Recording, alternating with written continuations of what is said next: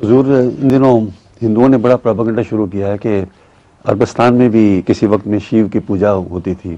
کس کی؟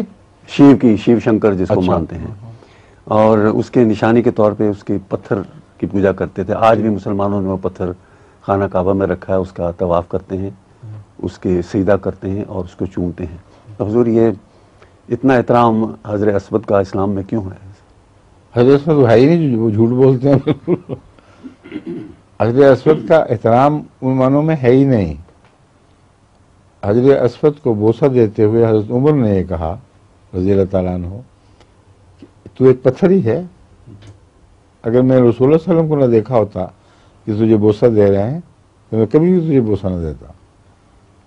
بتا دیا کہ اس میں شرک کا کوئی پہلو نہیں. اب بوسے اور سجدے میں جو بیوقوف فرق نہ کر سکے اس کو ہم کیا کہیں گے؟ اب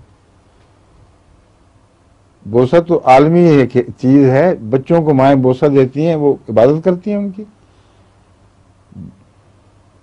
بوسہ ماتھے پر ہو، کہیں ہو، بدن پر، ہاتھوں پر ہو، بوسہ عبادت کی نشانی نہیں بلکہ پیار کی نشانی ہے.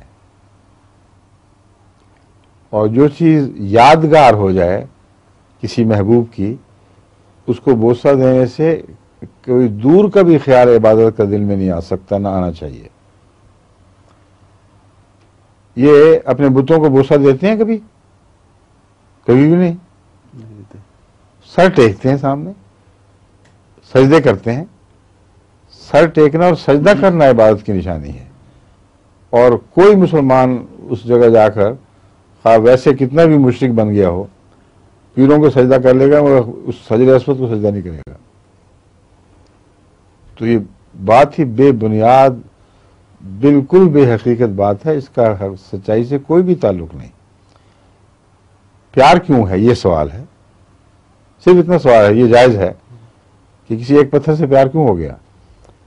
اس کی وجہ یہ ہے کہ حضرت صلی اللہ علیہ وسلم نے فرمایا کہ جب آغاز میں خدا کا پہلا گھر بننا تھا تو آسمان سے پتھر اترے تھے.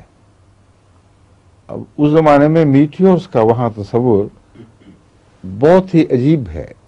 عرب میں 1400 سال پہلے میٹیورز کا ایسا تصور کہ نیچے تک اتر کے وہ پتھروں کی صورت میں موجود رہے ہوں، یہ عجیب و غریب ہے. کیونکہ وہ ستاروں کو ویسے ہی کوئی جلتے ہوئے شعلے سمجھا کرتے تھے.